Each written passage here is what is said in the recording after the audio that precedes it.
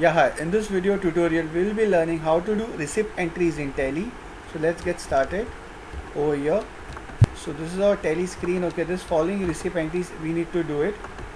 Now in our accounting voucher, you have to for receipt you need to press F6 for the receipt, and the following entries I need to do. Okay, the name of the date is 1st June and the customer name is Akshay Kumar. F2 1st June.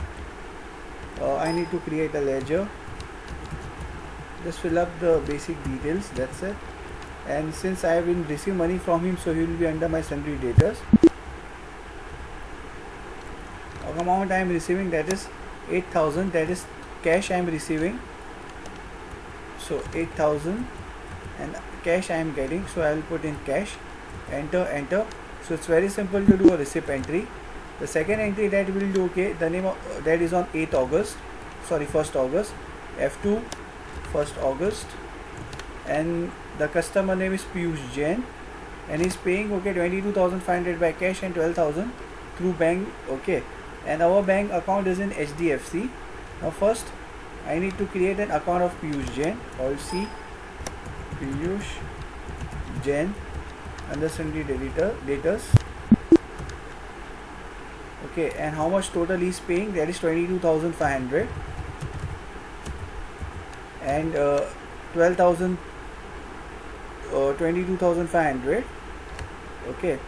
And 12,000 will be through bank. 12,000 through cash he is paying,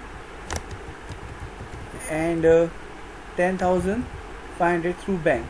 So first I will do cash entry, that is 12,000, and what about 10,500? He will pay through bank.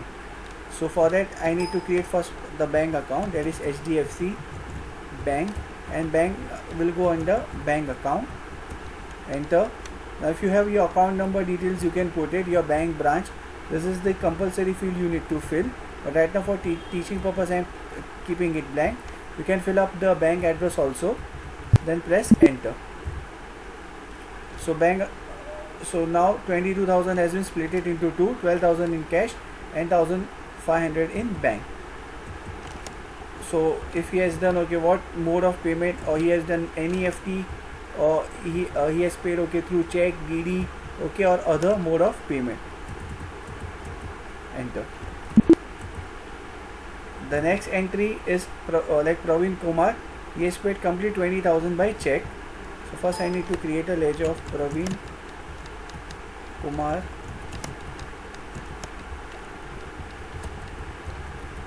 Press enter. And how much is the amount? That is 20,000 and paid by bank in our bank account, that is HDFC. Enter. You have to provide the check number details and from which bank he is paying. So all the details you need to fill in, then press enter. Now let's say we have one more customer, that is Hitesh Trading, that is from our existing entries we have done. Let's say he is paying 1,000 rupees. And he is paying through cash. So in this way you can do the entry.